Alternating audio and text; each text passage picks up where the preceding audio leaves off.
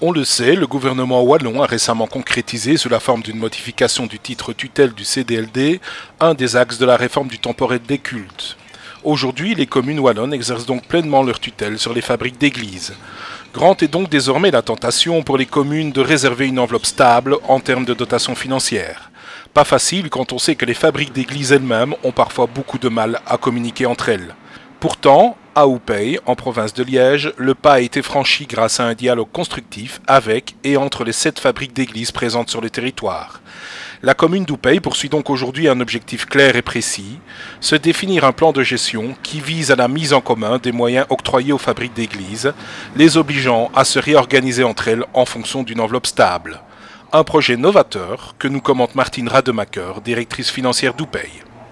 Une des difficultés que nous avons rencontrées lors de l'élaboration des budgets communaux, c'était notamment de fixer des montants d'intervention de la commune au niveau du budget extraordinaire. On a fait tout un travail d'analyse des besoins en termes de travaux extraordinaires au sein de nos fabriques d'églises. Une fois qu'on a eu cette estimation de tous les travaux, nous, en tant que propriétaires des bâtiments, on les a classés, on les a priorisés. On a pris, sur base des 2 dernières législatures, les montants qu'on avait octroyé aux fabriques d'églises à l'extraordinaire pour tous leurs travaux.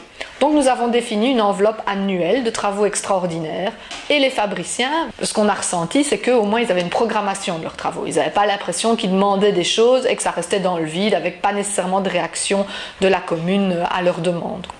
Donc sur base de ce travail extraordinaire-là, on s'est dit on va un peu faire la même démarche au niveau de l'ordinaire. On a de nouveau réuni les fabriques d'églises et on a essayé de commencer un travail de mise en commun de leur côté, puisque nous, un de nos grands principes, c'était aussi de mettre sur un pied d'égalité toutes les fabriques d'églises. On a défini l'enveloppe historique, quelque part, qu'on pouvait accorder budgétairement à la fabrique d'église. Dans le cadre du plan de gestion, on a dû formaliser ce plan de gestion pour les fabriques d'église avec cette enveloppe maximale et qui tient la route. Un plan de gestion qui tient donc la route à Houpeye, comme nous le confirme également Jacques Ska, fabricien responsable de la mise en commun entre les 7 fabriques d'églises. C'est un peu plus clair, évidemment, à partir du moment où il y a un plafond. En fonction de ça, il nous a fallu ensemble définir quelles sont les priorités ou qui est prioritaire aussi. Ça a demandé beaucoup de concertation, évidemment. Je crois que c'est une culture, ça s'apprend.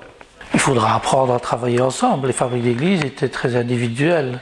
Ce qui est positif, je crois, c'est le dialogue, et un dialogue qui se fait dans la confiance, me semble-t-il, de par le fait de devoir mettre la situation financière sur la table pour essayer d'y arriver au mieux. Mais je pense que décider des choses de façon péremptoire et sans en avoir discuté avant, c'est en général la porte ouverte au contentieux, au recours. Tandis que nous, le parti que nous avons pris, c'est de définir un cadre. Mais je pense que c'est aussi l'esprit dans lequel on travaille et l'esprit de confiance qui doit régner dans ce genre de démarche-là.